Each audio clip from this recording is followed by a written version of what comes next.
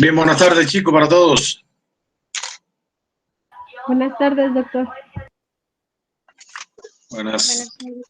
Buenas tardes, doctor. Chicos, pongan su cámara para tomarle la asistencia.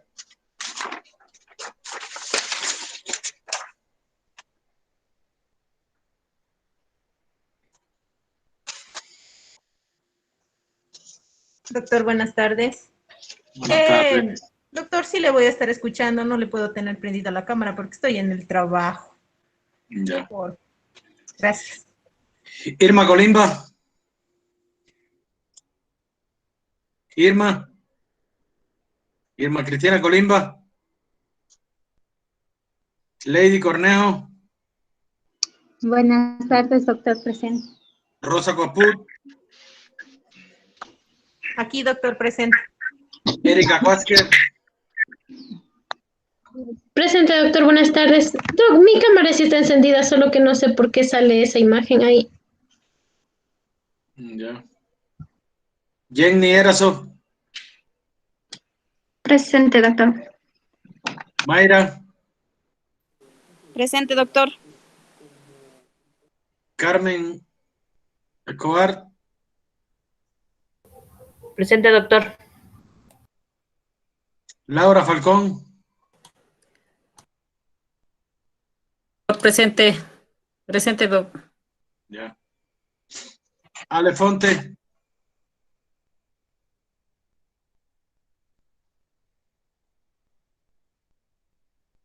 Giovanna Barderas.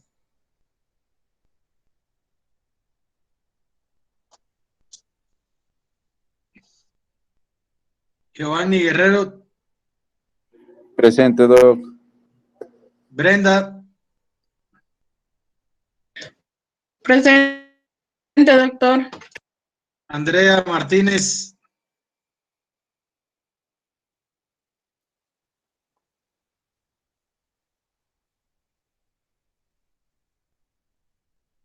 Araceli Méndez.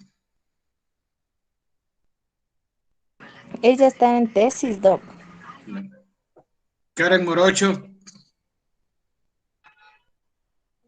Presente, doctor. Andrea Ortega.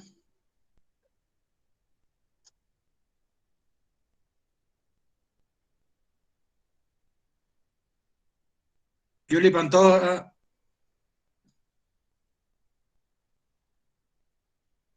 Yuli Pantoja. Sabrina Pantoja. Presente. Sabrina también está en tesis. Patricio Ale Ponce.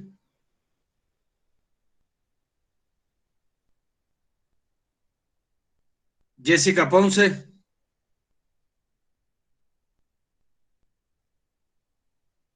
Jairo Pozo.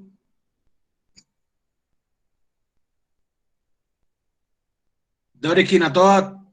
Presente, doc. Erika Rosero.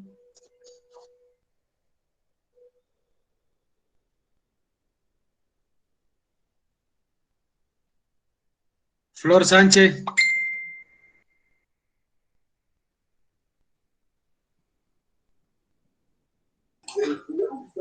Hilda Sánchez. Presente, doctor. Andrea Segura.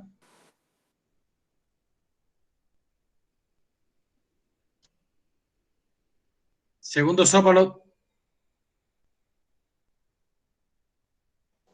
Presente, doc. Jocelyn Suárez. Buenas noches, presente, doctor. Mayra Tocagón.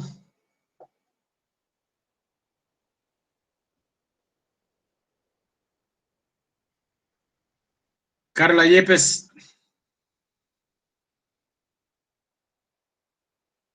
Carla Yepes.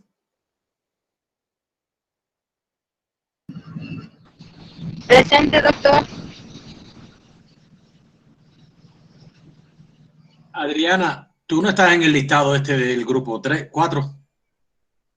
Sí, doc. Lo que pasa es que recién me inscribí. La señorita secretaria me dijo que me ponga a recibir clases en el grupo que me haga, de mi curso, que me haga agregar. A ver, Montenegro, ¿cuál es el segundo apellido tuyo? Montenegro Chirán, Adriana Estela. Por eso ayer ya recibí clases con usted.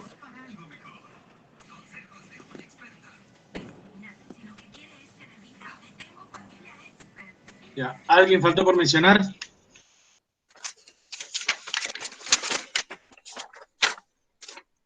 Bueno. Hoy vamos a hablar acerca de lo que es la legislación y la bioética. De aquí, los contenidos mínimos es la bioética en relación al ejercicio de la profesión de la enfermería, la legislación en los ámbitos de acción del Sistema Nacional de Salud de la República del Ecuador, los sujetos activos que intervienen en la salud y la ley en el Ecuador. Y dentro de esto estaremos viendo algunas definiciones básicas de lo que es moral, ética, lo que es la deontología y la bioética. Vamos a estar viendo los principios de la bioética, cómo se interrelacionan cada uno. Eso es lo que vamos a estar viendo en el día o en la tarde-noche de hoy. Voy a comenzar hablándoles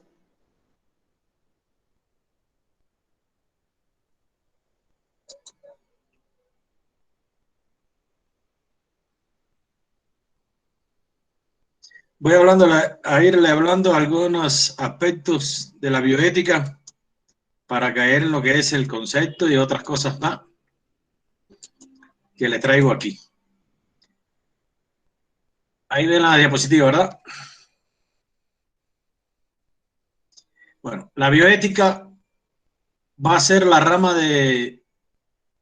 una rama de la ética como tal, que va a estar dedicada a proveer de los principios para lo que es la conducta más apropiada del ser humano respecto a la vida en general, dígase animales, ser humano y el espacio ambiental como tal. En la arquitectura se conoce como la bioarquitectura y en pocas palabras hoy en día nosotros nos compete más en lo que es la parte de la bioética en salud, ¿verdad? Y tiene algunos valores y otros antivalores, ¿verdad? Dentro de los valores orientan a lo que es el comportamiento según los principios con el fin de realizarnos como personas, ayudando a preferir, apreciar y elegir unas cosas en lugar de otras o un comportamiento en lugar de otro. Se dice que lo que son los valores y la ética van de la mano para la práctica de la deontología como tal. Y los antivalores, también conocidos como los valores inmorales, que van a ser aquellas actitudes o prácticas dañinas y negativas que realizan un individuo en su día a día. Eso para darle comienzo a algunas de las actividades que nosotros queremos tratar con ustedes en el día de hoy. Y vamos a hablar también sobre lo que es la ética y la moral como tal. La ética y la moral, que se dice que las personas no solo actuamos moralmente, sino que también reflexionamos sobre nuestro comportamiento o el de los demás, ¿verdad? Cuando nos preguntamos, ¿debo hacer esto? ¿He hecho lo correcto? ¿Es justo que lo que haya hecho está bien? Pues ¿está correcto o no? ¿Verdad? Debemos siempre de respondernos algunas de las preguntas, algunas interrogantes, para poder nosotros actuar de la mejor manera ante los pacientes, que es la razón de ser de nosotros, ¿verdad?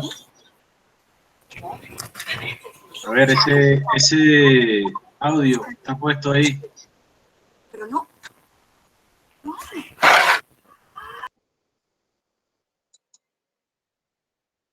Ya.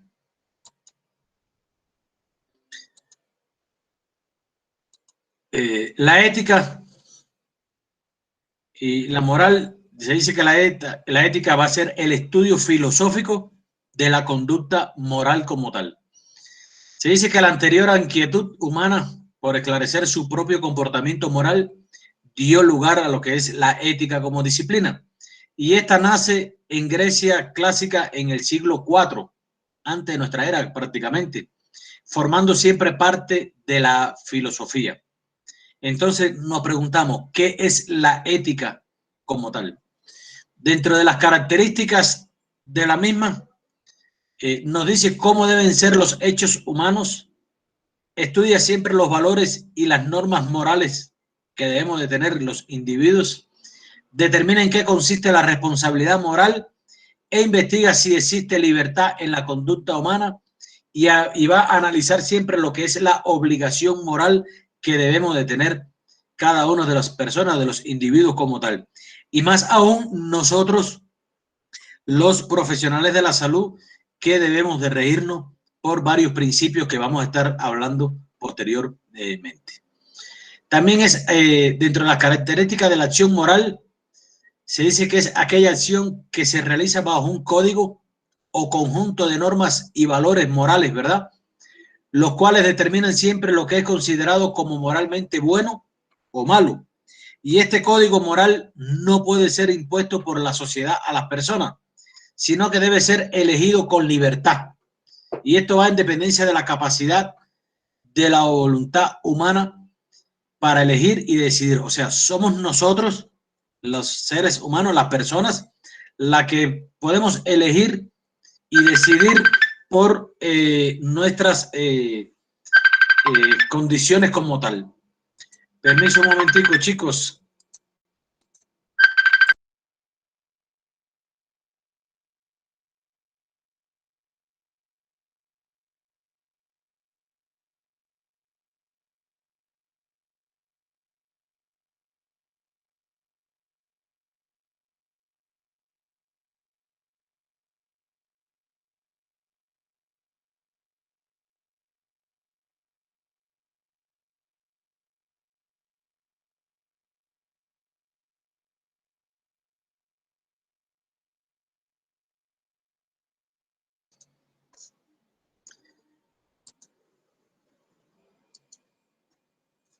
Les comentaba de las características, es aquella acción que se realiza bajo un código, un conjunto, ¿verdad? Y que nosotros somos los que somos capaces de decidir y tenemos la voluntad de elegir las condiciones, cómo nosotros vamos a actuar y cómo vamos nosotros a formarnos en los valores morales más adecuados para poder tratar a las personas, y es el objetivo fundamental de nosotros como profesionales de la salud.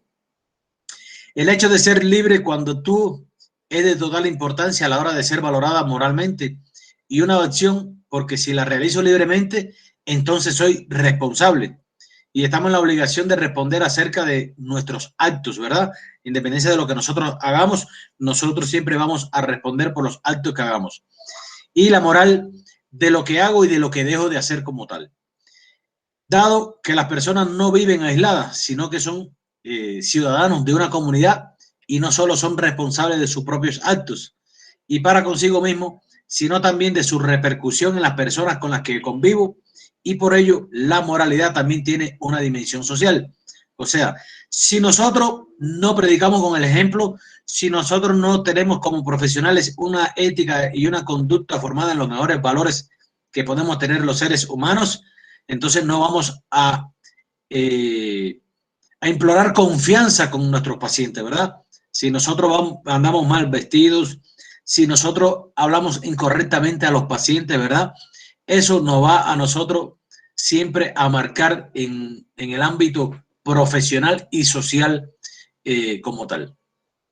Se dice que el ser humano es racional, o sea, es decir, sabe lo que hace, elige entre varias posibilidades de acción, ¿verdad? Está en la capacidad de elegir en las posibilidades de acción de lo que puede hacer. Se propone siempre un fin correcto y evalúa pros y contras, entre otros, ¿verdad? También tiene como la diferencia de que actúan movidos por su instinto, lo cual no les permite elegir su forma de actuar. Y esto se dice que el ser humano va a ser un ser moral precisamente porque es racional. ¿verdad? Siempre nosotros damos un raciocinio para poder actuar cuando nos proponemos algo correcto. Si ustedes se han propuesto ser futuros profesionales, ser técnicos o tecnólogos de la salud, es un fin, un propósito que ustedes tienen, es algo que ustedes se han propuesto, ¿verdad? Y entonces, con el esfuerzo de cada uno, van a lograr ser.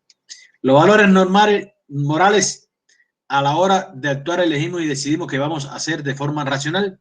Si tenemos varias posibilidades, nos inclinamos por aquella que preferimos siempre, ¿verdad? Porque tiene algo que lo que más estimable que las personas van a ser las opciones, y ese algo va a ser su valor, ¿verdad? Los valores compartidos de humildad que podemos tener cada uno. Nosotros, por tal motivo, existen diferentes clases de valores, díganse económicos, estéticos, religiosos, morales o éticos, etcétera, etcétera. Entonces, se dice que dentro de las características de los valores, se dice que existen cualidades especiales que están en los objetos, dígase en las personas o en las acciones que podamos estar realizando cada uno de nosotros, y solo los seres humanos somos capaces de valorar esas cualidades, que van a ser necesariamente, deben de ser apreciadas y respetadas por cada uno de nosotros, ¿verdad? Yo respeto los valores y las creencias de cada una de las personas. Eso es algo individual e innato de cada persona y que también la aprendemos en el decursar de los estudios de la vida. Son universales, o sea, es decir, válidos para todos los individuos sin excepción ninguna, y los apreciamos por sí mismos, no porque nos reporten algún beneficio egoísta, estando siempre condicionados por intereses sociales y políticos como tal que puedan estar existiendo. Esos van a ser los principales objetivos de lo que es la ética moral y la bioética como tal. Ahora, dentro de lo que es la introducción a la bioética, ¿verdad? La ética, y le sugiero que puedan aprenderse algunas cosas de estas y tener en cuenta muchas cosas de estas, que tomen nota de ustedes. La ética va a ser la construcción moral que orienta las actitudes y los comportamientos profesionales a la consecución de objetivos profesionales, reconociendo siempre al ser humano en su totalidad y respeto de los valores sociales que pueda tener cada uno. O sea, se va a referir a las actitudes y los comportamientos de cada uno individualmente, ¿verdad? Siempre respetando los valores sociales que podamos estar o que pueda tener cada individuo como tal. Ahora bien, la bioética y los principios éticos. La bioética va a ser la ciencia que estudia los problemas éticos, ¿verdad?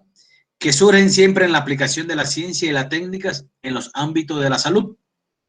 Y los principios de la bioética van a ser las normas básicas que deben de guiar lo que es la práctica profesional de las ciencias biomédicas como tal. O sea, va a ser la bioética, va a estudiar los problemas éticos que surgen siempre en lo que es la aplicación de la ciencia en los diferentes ámbitos de la salud. Y los principios van a ser las normas que nos van a guiar a nosotros sobre lo que es la práctica profesional dentro de todo lo que es las ciencias biomédicas como tal. Dentro de los principios éticos y bioéticos existen estos 6, ¿verdad? Estos 6 que vamos a tener lo que es la beneficencia, la no maleficencia, lo que es la autonomía, el principio de justicia, lo que es fidelidad y lo que es la veracidad. Aquí yo le traigo algunos ejemplos de principios, ¿verdad? Y qué hay con cada uno.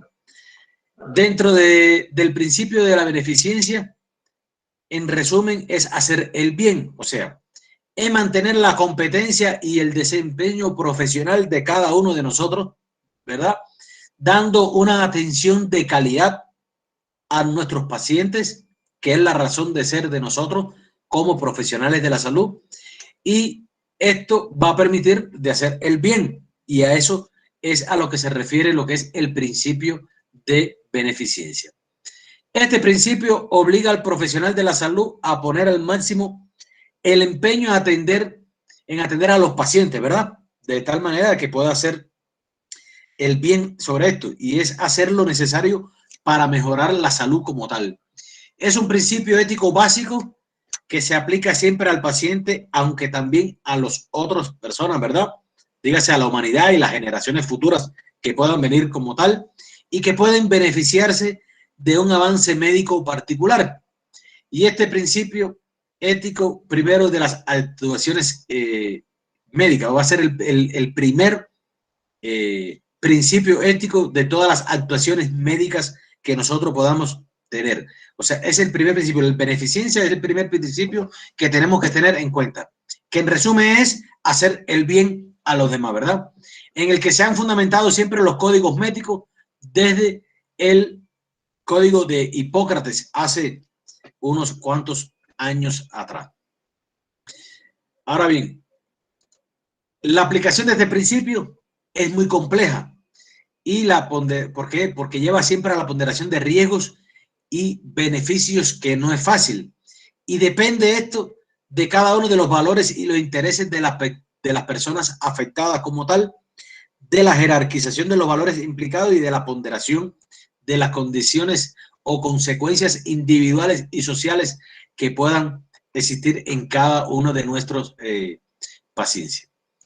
Por tal motivo, este principio significa hacer el bien en todas y cada una de las acciones que se realizan, pues dañar no puede estar presente y de manera consciente ni en la idea de un profesional de la salud como tal. Nosotros, en resumen, ese es el concepto fundamental de lo que es el principio de beneficencia, que es el primer principio de lo que es la bioética. Ejemplos de esto le traigo aquí y ustedes todos deben de saber. Le pongo algunos ejemplos. No vaya a ser que le pregunten en algún momento en algo, decir algunos ejemplos, o se le pongan algunos casos clínicos y que ustedes puedan tener que identificar qué tipo de principio bioético está presente en el caso clínico que se le pueda poner a ustedes. Por ejemplo, preocuparse y dedicarse a la atención de los pacientes, preocuparse por su autosuperación para mantener lo que es la competencia y el desempeño profesional, que siempre le va a permitir brindar una atención de calidad. ¿Y qué quiere decir esto? Nosotros siempre tenemos que autosuperarnos, autoprepararnos, porque siempre va a existir una competencia dentro de lo que es el desempeño profesional de cada uno de nosotros, ¿verdad? El que mejor realiza una técnica, el que mejor trata a un paciente, ¿verdad? Pero si yo trato mal a un paciente y otro médico trata con mejor atención al paciente, es más amable, le explica todos los procederes que se le van a realizar, aunque usted no sepa bien lo que tiene el paciente, ese paciente dice, este médico sí está bien preparado. ¿Por qué? Nada más de hablarle bonito, a veces nosotros con la palabra solamente curamos a los pacientes. También cuando se esfuerce por establecer diagnósticos correctos de enfermería, pues de la identificación clara y precisa de las respuestas humanas, ¿verdad?, del paciente a su problema de salud, de enfermedad, dependerá la eficacia de las acciones independientes de la enfermera. Cuando nosotros logramos tener un diagnóstico correcto en enfermería, ¿verdad?, el paciente va a tener una respuesta de las acciones que nosotros estamos haciendo cada uno independientemente. También este ajusta al horario de la administración de los medicamentos y no solo a su comodidad, sino a las necesidades del paciente, ¿verdad? No es que el paciente nosotros le vamos a colocarle el tratamiento a la hora que uno quiera. Siempre debemos reírnos por estos principios de los 5 correctos, ¿verdad? Y es un principio de ámbito privado y su cumplimiento no está penado por la ley como tal. El segundo principio, ¿verdad?, que es el principio que va a estar muy relacionado con lo que es el principio de la beneficencia, y va a ser el de no maleficencia. ¿Qué quiere decir este? No hacer el mal. En la práctica médica ha estado asociado con la máxima latina que dice premium non nocere, sobre todo no hacer daño, que hoy se califica como el principio de no maleficencia. O sea, no hacer el daño es lo que implica y va aparejado al principio de lo que es la beneficencia como tal. Decía Buchan y Childress, estos consideran que este principio es distinto del de beneficencia, ya que el deber de no dañar es más obligatorio que la exigencia de promover el bien. Y están claros en esto. Es un principio que estamos nosotros en la obligación de no dañar, y debe ser obligatorio, ¿verdad? De no dañar a la demás persona. Se dice que el daño que se hace a una persona es más rechazable que el no haber promovido su bien en ciertas circunstancias. Tal vez nosotros por algún motivo, X motivo, porque el paciente tenga una enfermedad terminal y nosotros podemos estar haciendo el bien, pero desdichadamente ese paciente fallece y ahí no se nos va al piso, como aquel que dice el principio de beneficencia. Pero cuando yo le aplico un proceder o una técnica incorrectamente y le hago daño a ese paciente, eso nos va a nosotros a dañar moral y socialmente a todos, ¿verdad? De este principio siempre se va a derivar para el personal médico normas concretas como no matar, no causar dolor, no incapacitar física o mentalmente a nadie, y está dentro de las obligaciones y dentro de los principios que estos derivan principio de la no maleficencia como tal. Se dice que este principio es sinónimo de no dañar y, como dice, se reconoce la obligatoriedad de hacer el bien y no hacer el mal. Pero ¿cuál es el bien y cuál va a ser el mal? Se dice que a lo largo de la humanidad, en correspondencia con la práctica social de determinados grupos de hombres, se han elaborado sus propias teorías filosóficas y en ellas han expuesto siempre sus aspiraciones como expresión consciente y anticipada de sus necesidades históricas como tal. Y estas aspiraciones siempre se desarrollan en lo que es el sistema de valores morales que vimos al inicio cuando quise comenzar con esas diapositivas que le puse anterior. Por tanto, la no maleficencia incluye no matar, no provocar dolor ni sufrimiento al paciente, ¿verdad? No producir incapacidades y no hacer daño. Y es un principio siempre de ámbito público y su incumplimiento está penado por la ley. Cuando nosotros le hacemos daño a un paciente, ¿verdad? Y este paciente nos hace una demanda, nosotros podemos estar incumpliendo con la ley y de hecho nos pueden penar a nosotros legalmente al no cumplir con este principio. Ahora, el principio de autonomía siempre va a estar llevando a cabo lo que es la información y lo que es el consentimiento informado, que de esto vamos a hablar y ya estamos aprovechando de este momento, de este principio, y va a ser la aceptación como persona responsable y libre para tomar decisiones, ¿verdad? Y a esto se refiere lo que es el principio de lo que es la autonomía como tal. Y él incluye lo que es el consentimiento informado de cada uno de nosotros que debemos, o sea, nosotros debemos de darle tal verbalmente o siempre es bueno dejar evidencia, hacerlo por escrito, siempre que voy a hacer algún proceder que pueda ser invasivo o no en un paciente. Este principio se basa siempre en lo que es la convicción del quehacer humano debe ser libre de todo control exterior y ser respetado en sus decisiones vitales básicas. Y significa el reconocimiento de que el ser humano, también el enfermo, es un sujeto y no un objeto como tal.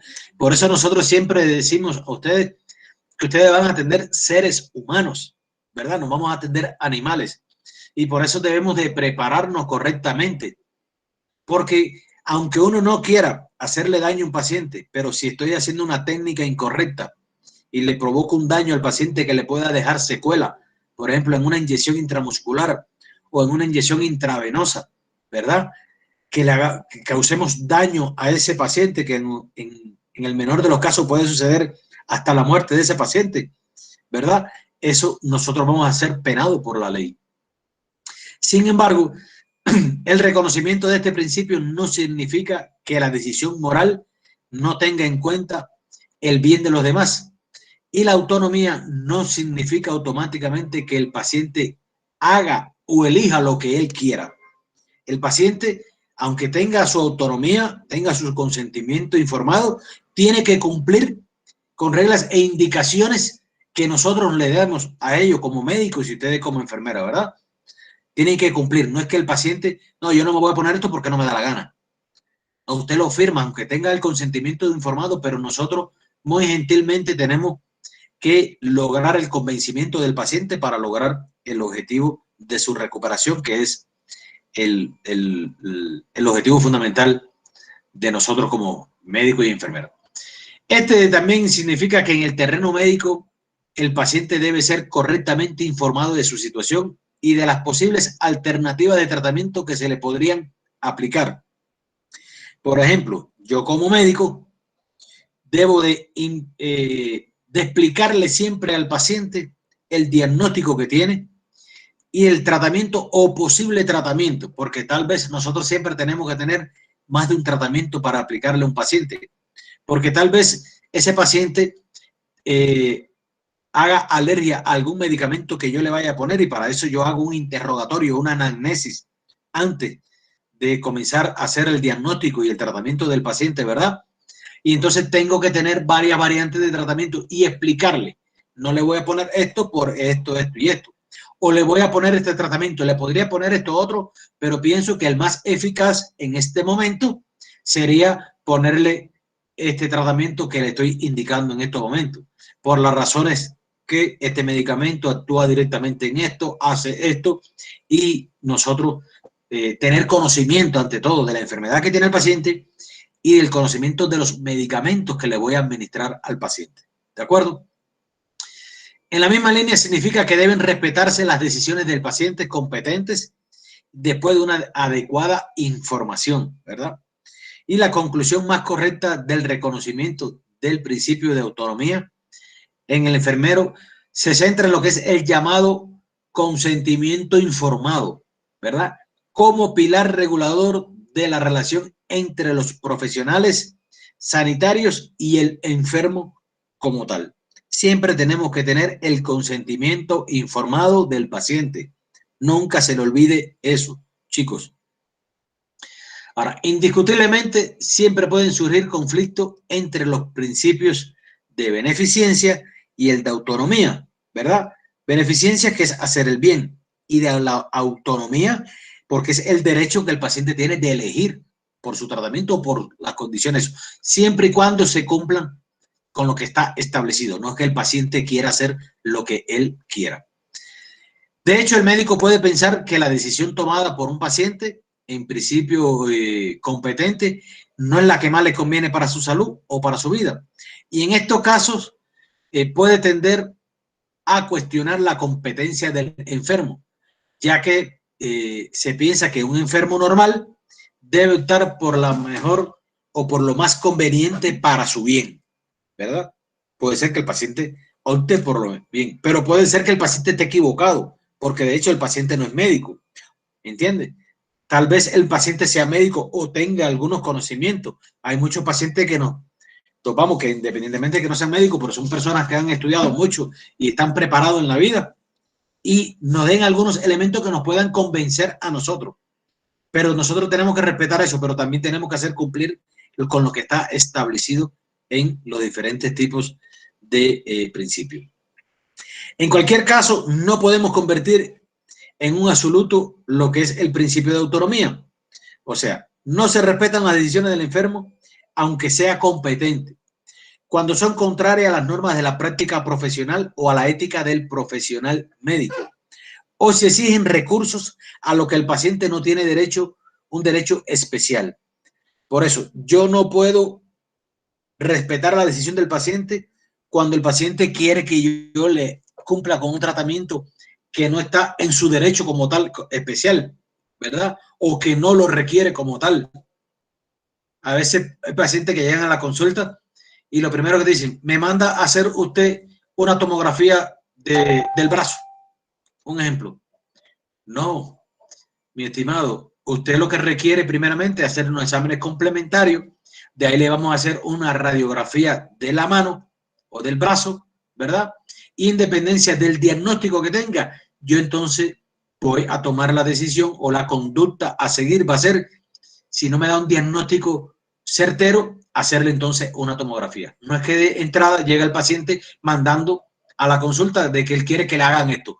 Eso no es así, ¿verdad? Yo respeto su criterio, pero usted tiene que respetar mi criterio como médico.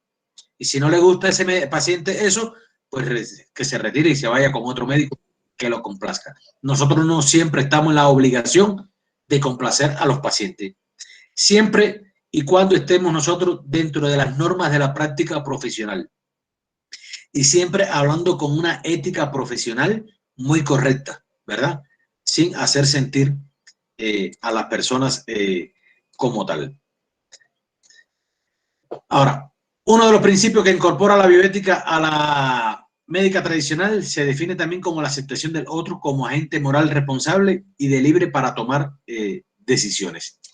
Se dice que la expresión más diáfana del pleno ejercicio de la autonomía por parte de los pacientes es el consentimiento informado, el cual consta de dos elementos muy importantes, ¿verdad? Va a contar de dos elementos muy importantes.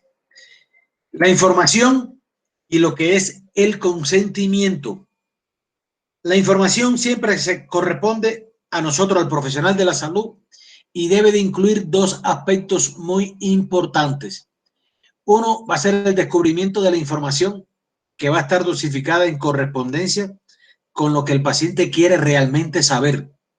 ¿Cómo y cuándo lo quiere saber? ¿Verdad? A veces nosotros tenemos que preparar al paciente, un paciente que le estemos diagnosticando, ¿verdad? Un cáncer, es bien duro nosotros decirle de entrada al paciente, usted tiene cáncer.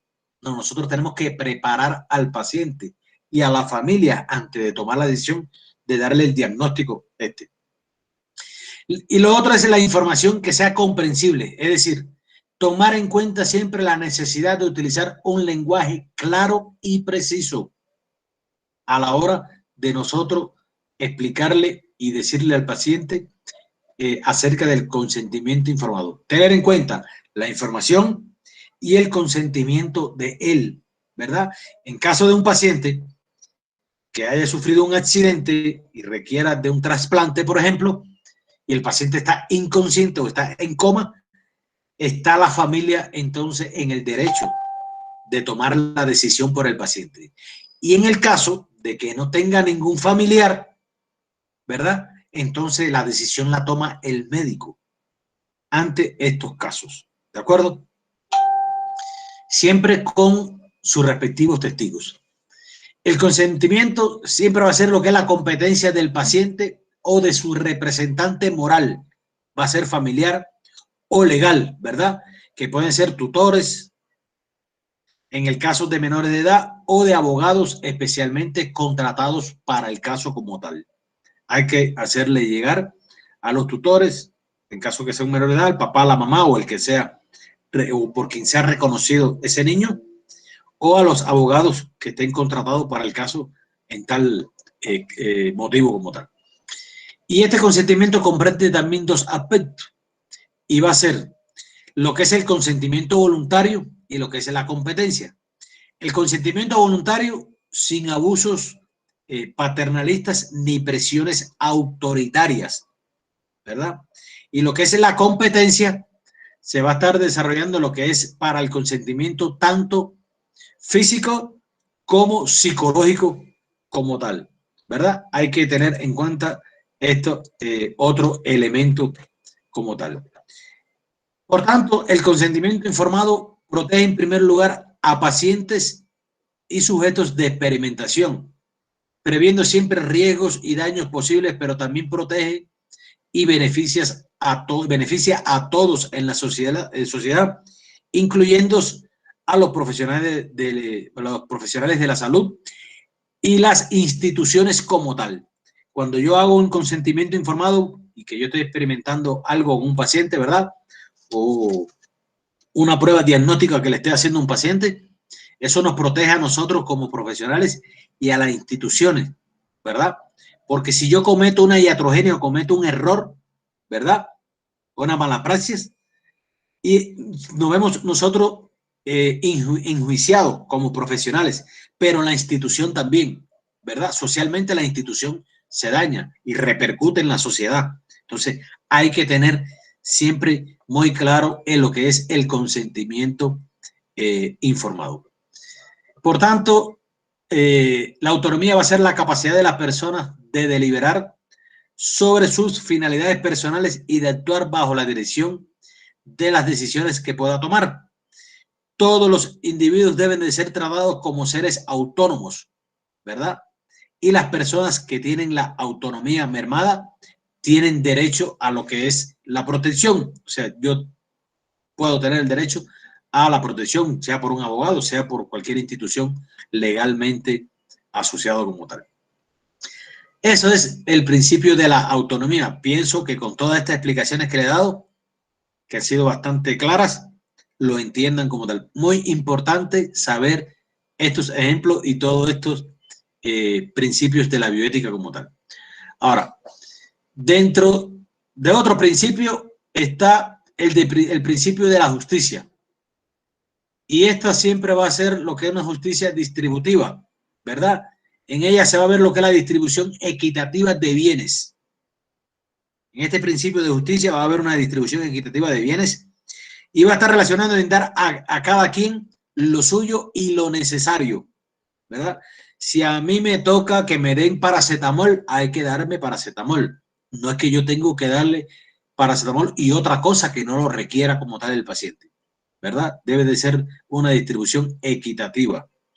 Colocar al paciente siempre en primer lugar, ante todo, es el paciente. Cuando yo entro a mi centro de salud, yo tengo que olvidarme de los problemas personales y familiares que pueda tener, ¿verdad? Tanto con el paciente como con cualquier otro familiar mío o en mi casa, ¿verdad? Y hay que colocar al paciente en el primer lugar. Conseguir lo más adecuado para realizar las acciones de enfermería, o sea, tratar de contar con todas las condiciones necesarias para realizar los diferentes procedimientos o técnicas administrativas que podamos estar haciendo. No derrochar recursos, atender al más necesitado primero. Para eso existe un triaje, ¿verdad? A la hora de nosotros atender a un paciente, por ejemplo, si estamos en un salón de medicina general y que ahí podamos estar atendiendo niños, embarazadas, adultos, cualquiera de los casos, tenemos que empezar por los niños menores de 1 año, después van los niños de 1 a 3, así en dependencia de los grupos de edades o en dependencia de la enfermedad o patología que tenga el paciente, ¿verdad? No es lo mismo atender a una persona de 20 años a yo atender a una persona de 25, pero que sea diabético, ¿verdad? El paciente diabético tiene más prioridades que un paciente que tenga cualquier otro tipo de enfermedad. Está también dentro de la atención de las necesidades del paciente previa, jerarquización como tal y con independencia del estatus social que tenga cada uno como tal. Ahora, tradicionalmente la justicia se ha identificado con lo que es la equidad, con darle a cada uno lo que le responde, o sea, lo que le corresponde realmente. Una sociedad justa que intente promover la igualdad de oportunidades, se dice que debe asegurar que los servicios sanitarios estén a disposición de todos siempre, ¿verdad? Y eso es lo que se quiere, que uno de los principios que sea lo que es de justicia y equidad, que es lo que se habla casi siempre que debemos de tener en cada uno de los. Por tanto, la justicia se puede entender como la distribución equitativa de los bienes escasos en una comunidad. Por eso debemos del principio de la justicia se debe llevar en el mundo entero y, o sea, tratar de darle prioridad a aquellas personas que en una comunidad que tengan condiciones socioeconómicas desfavorables, tratar de nosotros ayudarlo, ¿verdad? Justicia significa dar a cada quien lo suyo, lo merecido, lo propio y lo necesario. No es darle más de lo que le corresponde a cada una de las personas, ¿verdad? Ejemplo de esto puede ser cuando al entregar y yo recibir su turno, coloca al sujeto que va a ser el objeto de su atención en primer lugar, es decir, cuando entrega y recibe a pacientes y después se ocupa de hacer lo mismo con los objetos y materiales que le servirán, ¿verdad?, para brindarle una atención de calidad a su paciente, esa enfermera estará actuando con justicia. Por eso se dice que entre cada turno las enfermeras se hacen una entrega de guardia, ¿verdad? Hacen la entrega de turno las enfermeras, al igual que la hacemos nosotros los médicos. Y ahí estamos cumpliendo con lo que es el principio de justicia y equidad. También cuando hace gestiones para conseguir lo más adecuado para realizar las acciones de enfermería correspondientes. A veces en mi sala o en mi cubículo no tengo, por ejemplo, un medicamento, o no tengo apósitos, o no tengo algodón para realizar algún proceder, y yo hago las gestiones, ¿verdad? Hago acciones de enfermería para que me correspondan con la actividad que yo voy a realizar en el día. También cuando ante una urgencia se atiende al más necesitado de los posibles a recuperar, ¿verdad? Cuando en una sala de cuidado especial se atiende al más grave, o cuando valora las necesidades de un paciente y jerarquiza debidamente la satisfacción de la misma, entra entre otros ejemplos que podemos tener en cuenta. De hecho, en salud significa justicia dar a cada quien lo necesario en el momento preciso, con independencia de su estatus social y sin reparar en los costos. Sea rico, sea pobre, sea blanco, sea negro, sea religioso o no sea, tenemos que medir a todo el mundo de la misma manera. A cada quien lo necesario y en el momento preciso, independientemente de su estatus social, económico, religioso, etc., sin reparar en los costos como tal. Justicia se dice que hay equidad en la distribución de cargas y beneficios. Y el criterio para saber si una actuación es o no ética desde el punto de vista de justicia es valorar si la actuación es equitativa, ¿verdad? Si se corresponde con la accionar de cada uno de nosotros como tal. Debe ser posible para todos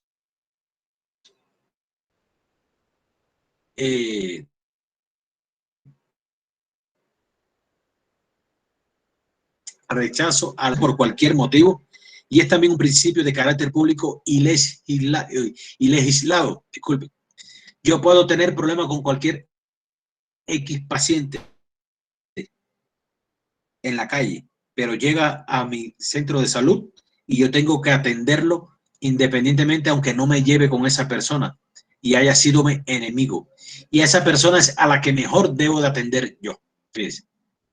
Porque esa persona está confiando, independientemente que no se lleve conmigo, en que yo lo voy a salvar. Entonces, a esa persona es a la que nosotros debemos de prestarle mejor atención. Si se da un conflicto de principios éticos, los de no maleficencia y justicia de nivel público y obligatorio están por encima de la beneficencia y la autonomía como tal. Y esto van a ser siempre considerados del nivel primario. Otro principio va a ser el principio de fidelidad, ¿verdad? Y este está en la obligación de guardar reserva sobre la información que atañe al paciente que se atiende mientras éste no autorice a divulgarla. Entra dentro de lo que es el secreto profesional, o sea, la confidencialidad. Si un paciente me habla a mí, me dice o me refiere que ha tenido contacto sexual con una mujer y esa mujer le ha transmitido una enfermedad de transmisión sexual, ¿verdad? Una ITS, una infección de transmisión sexual, una blenorrea, una gonorrea, una sífilis, cualquier enfermedad, ¿verdad? Yo tengo que guardar el secreto profesional porque ese paciente confió en mí. Y esto del principio entra en lo que es el cumplimiento de las obligaciones y los compromisos contraídos con el paciente a su cuidado como tal. Y es el principio de lo que es la fidelidad. Se dice que antes de iniciar la atención a cada paciente, debemos siempre de responder a las siguientes preguntas. 1. ¿Qué haría yo si este dolente fuera mi sobrino, o fuera mi hermano, o fuera mi mamá, o fuera mi papá? ¿Cómo puedo mitigar su sufrimiento? ¿Verdad? ¿Qué es lo mejor para proporcionarle la óptima calidad de vida en correspondencia con su estado, verdad? ¿Y en qué puedo ayudar o apoyar esta vida? ¿Verdad? Eso es lo principal que debemos de hacernos nosotros esta pregunta antes de la atención a cada paciente. Primero tenemos que mirarlo desde el punto de vista si es familia o no, o mirarlo como si fuera un familiar más de uno, ¿verdad? Este centro de interés profesional está dentro de los cuidados de la persona y por eso siempre a la persona tenemos que verlo como un conjunto íntegro, como un ser biopsicosocial, ¿verdad? Y no como un ser individual, sino hay que verlo desde el punto de vista general, como un ser biopsicosocial. Y a esto se refiere lo que son los principios bioéticos con lo que es la relación enfermera-paciente o enfermero-paciente o médico-paciente, enfermera, ¿verdad? A esto, al cuidado de la persona, es algo muy importante que debemos de tener cuidado cada uno de nosotros. Se dice que el código deontológico de la enfermería, o sea,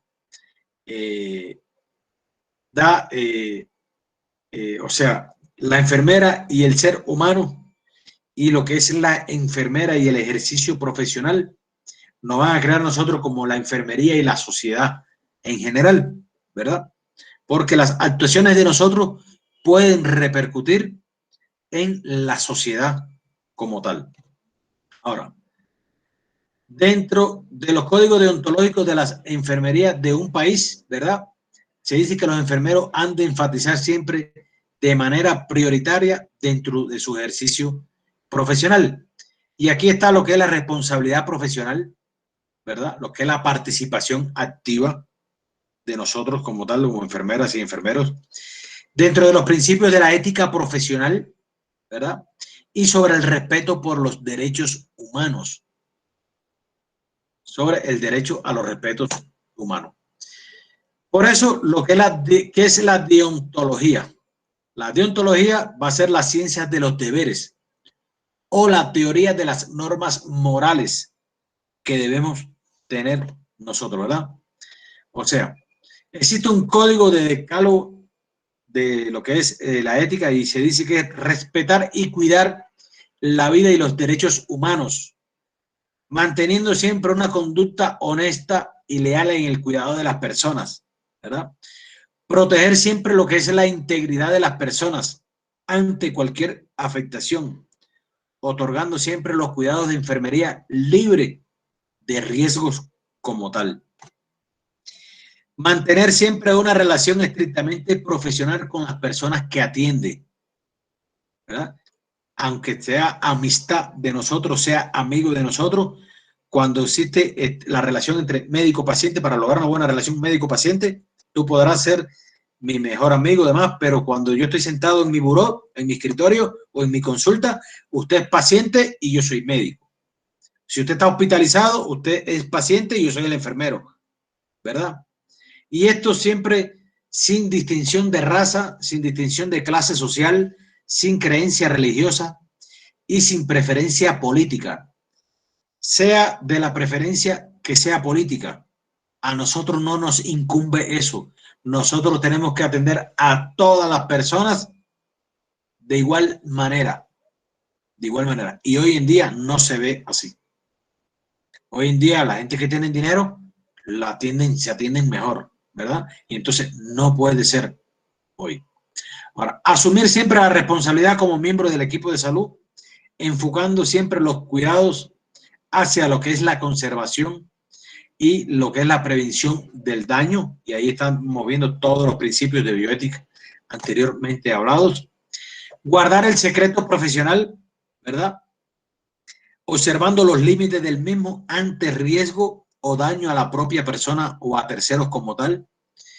Procurar en lo que es el entorno laboral seguro tanto para las personas sujetos de la atención de enfermería como para quienes conforman el equipo de salud, ¿verdad? Hay que tratar de tener un entorno laboral seguro que inspire confianza del paciente en nosotros, ¿verdad? Y evitar lo que es la competencia desleal y compartir con estudiantes y colegas siempre lo que son las experiencias y conocimientos en beneficio de las personas y de la comunidad de enfermería siempre, ¿verdad? Y asumir el compromiso responsable de actualizar y aplicar los conocimientos científicos, técnicos y humanísticos de acuerdo a su competencia profesional como tal. Siempre debemos de asumir de que debemos de estudiar toda la vida. Nosotros, los médicos, las enfermeras y enfermeros, debemos de pasarnos la vida, una vez que nos graduamos para estudiar toda la vida. ¿Por qué? Porque nosotros debemos de estarnos actualizando siempre. Hoy en día, por ejemplo, esto del COVID-19, ¿verdad? Es una enfermedad nueva, que muchos no la conocíamos o nadie la conocía prácticamente.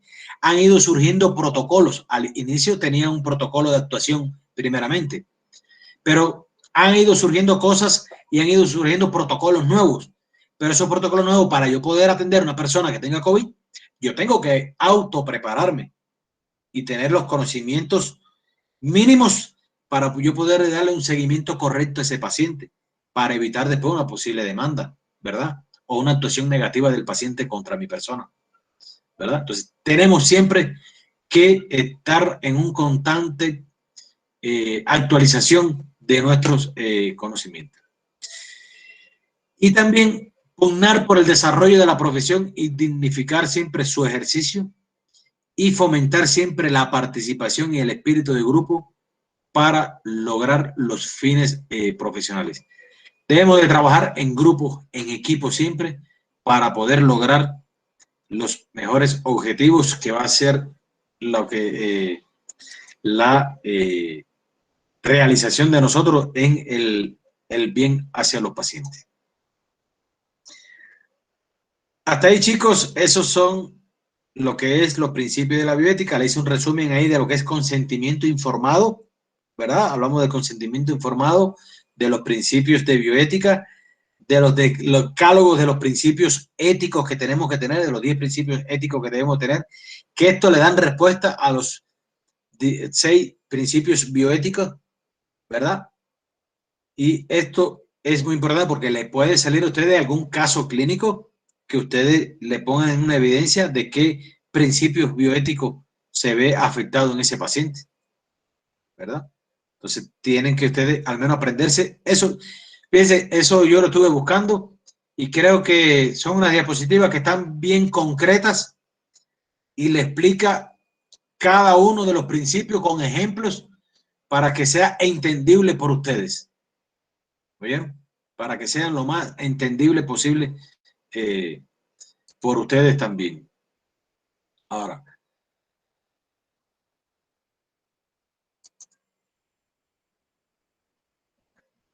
algo que quiero compartir con ustedes también, y es sobre los derechos del paciente, los deberes de las instituciones de salud y los médicos como tal. Y muy importante este tema.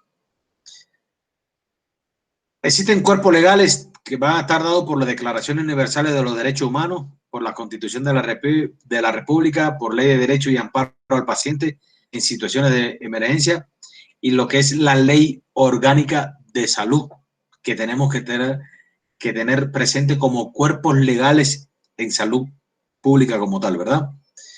Dentro de la ley de derecho y amparo al paciente existen algunos capítulos que no les voy a hacer mucho hincapié. Ahora, dentro de la ley de amparo al paciente, en el considerando, se dice que los pacientes tienen derecho a conocer en los centros de salud la naturaleza de sus dolencias, el diagnóstico médico y las alternativas de tratamiento, respetando siempre su privacidad y dignidad. Y esto habla dentro de los principios bioéticos que hablamos, ¿verdad? Y esto ya está normado y legislado en cualquier país como tal. Los derechos del paciente a tener una atención digna, a no ser discriminado, a la confidencialidad, a la información y a decidir.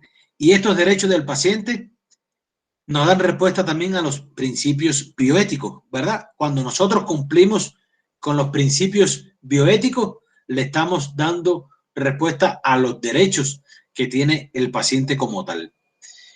En lo referido a la atención médica digna, hay capítulos que no voy a hacerle mucho hincapié, pero por ejemplo, en el artículo 2, todo paciente tiene derecho a ser atendido oportunamente en el centro de salud de acuerdo a la dignidad que merece como todo ser humano y tratado con respeto, esmero y cortesía. Lo que decíamos anteriormente, debemos de atender a todas las personas con cortesía, con amabilidad, ¿verdad? Con ética, con profesionalidad, etc. Ser tratado con respeto y dignidad de persona, evitar todo daño innecesario, aliviar el dolor y el sufrimiento sin ser nunca abandonado, recibir los mejores cuidados disponibles para minimizar el riesgo de muerte o incapacidad. Cuando se habla a no ser discriminado, ¿verdad? Que entra dentro del artículo número 3, a todo paciente tiene derecho a no ser discriminado por razones de sexo, raza, edad, religión o condición social y económica. Todo esto que hemos hablado, posición en la sociedad, sexo, raza, ideas políticas, costumbres sociales, negarse al tratamiento, a la enfermedad, no hay derecho por qué a ser discriminado el paciente, ¿verdad?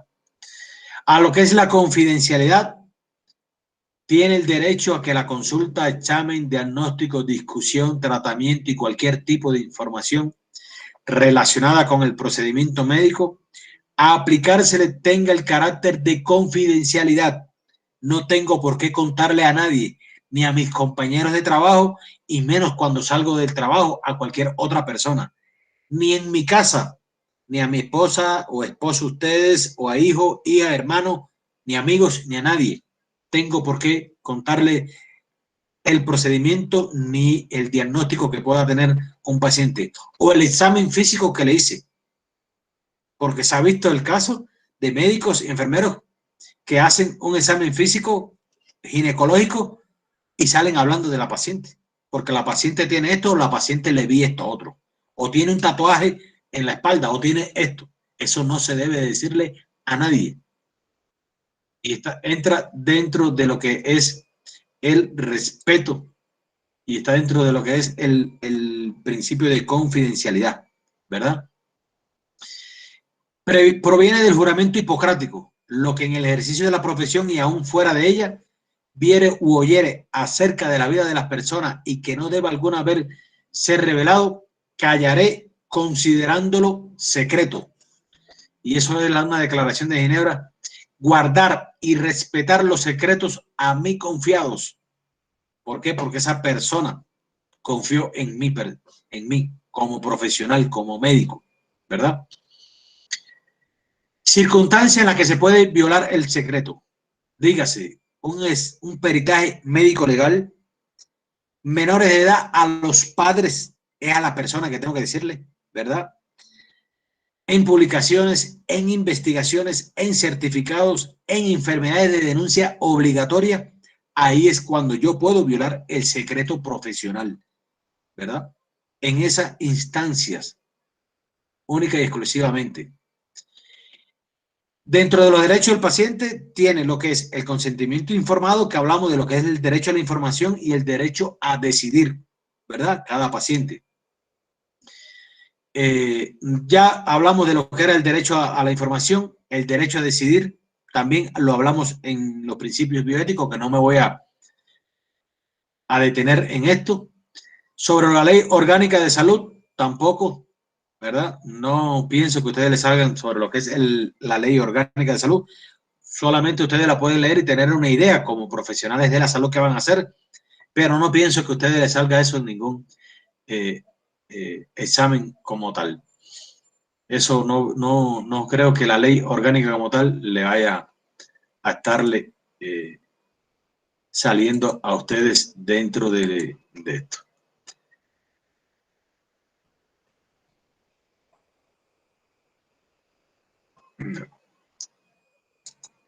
Siempre recordarle a ustedes también, chicos, bueno, que ustedes independientemente que sean técnicos o tecnólogos de la salud, ustedes independientemente que ustedes respondan legalmente por las actuaciones de ustedes, siempre en el equipo donde ustedes estén trabajando va a haber un licenciado, sea en el hospital o sea en un centro médico, siempre hay un licenciado que responde por las actuaciones de ustedes. Pero esto no quiere decir que ustedes como tecnólogos o técnicos o profesionales que sean, no van a responder legalmente ante la violación de cualquier tipo de principio que esté legislado, ¿verdad? Nunca nos van a exonerar, la ley no nos va a exonerar de los problemas que nosotros cometamos o nos hagamos siempre, como decía al inicio yo, nosotros siempre estamos en el compromiso y la responsabilidad de responder ante cualquier hecho que nosotros hagamos mal. ¿De acuerdo? Eso es y pienso que sea lo más importante para ustedes en lo que es bioética, en lo que es la legislación y la bioética. ¿Alguna duda, algo que quieran hablarnos o preguntarnos, chicos?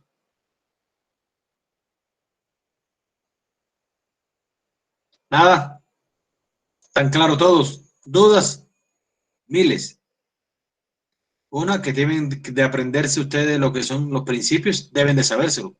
Creo que si ustedes se leen esa diapositiva, de todas maneras, cuando nos habiliten ya la plataforma de complexivo, yo subo eso a la plataforma, ¿verdad?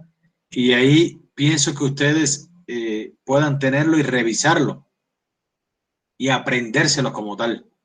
Apréndanselo porque eso le puede salir en algún caso clínico, ¿verdad? Que ustedes le pongan algún caso clínico independientemente de que estén interrelacionándolo con enfermedades, ¿verdad? Pero le puede decir dentro de los principios de bioética qué principios se estaría violando en este caso, ¿verdad?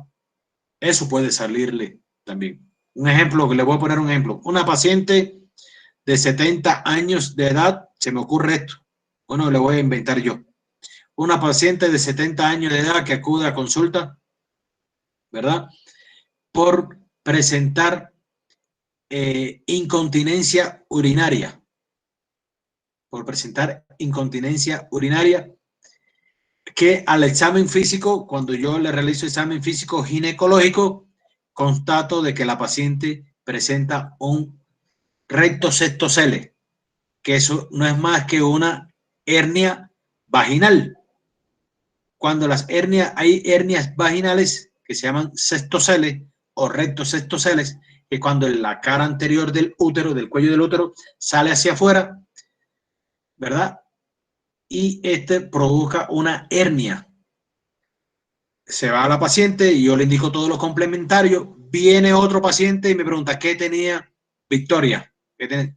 No, yo le hice un examen ginecológico, tiene una hernia y se le sale por la vagina todo lo que es el cuello del útero. ¿Qué principio estoy violando yo ahí? La privacidad. Pero dentro de los principios, sí, estoy violando la privacidad. Pero ¿cuál es el principio de lo que yo le mencioné ahorita? Fidelidad, doctor. el de la confidencialidad, ¿verdad? Porque la paciente confió en su problema de salud conmigo y ahí yo estoy violando ese principio. La paciente se entera, me puede demandar y yo legalmente tengo que responder por eso.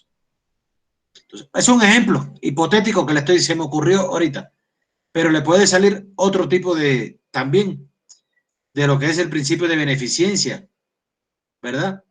De cualquiera de los otros tipos de principios.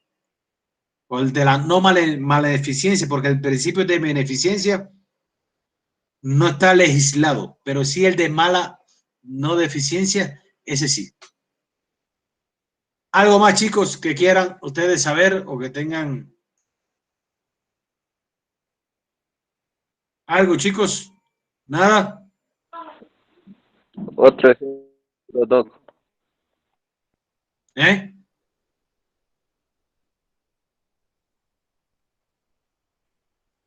¿No tienen nada más que plantear? Por 8. Nada. Los veo con los ojos abiertos y no ven nada. Entonces, chicos y chicas, darle las gracias a todos y con ustedes me estoy viendo nuevamente el día 3 para darles farmacología y lo que es administración de medicamentos. ¿Vieron? El día 3 a la misma hora, lo vamos a dar a las 6 de la tarde para aquellos que trabajan y demás puedan llegar. Con todo y eso hay algunos que están en horario, otros que están en prácticas y demás y no pueden acudir en este horario. Pero bueno, esto es voluntario. Yo siempre paso la asistencia como constancia mía, pero ya después estudiarán, harán estudios independientes cada cual. Si no hay nada más que hablar, entonces le doy las gracias a todos. Que tengan una feliz noche y nos vemos el próximo día 3. Chao, chicos. Gracias, Doc. Gracias, doctor. Gracias, Doc. Gracias, doctor. Gracias. Gracias, doctor. Hasta luego. Gracias, doctor. Gracias. Muchas gracias. Bueno, chaito.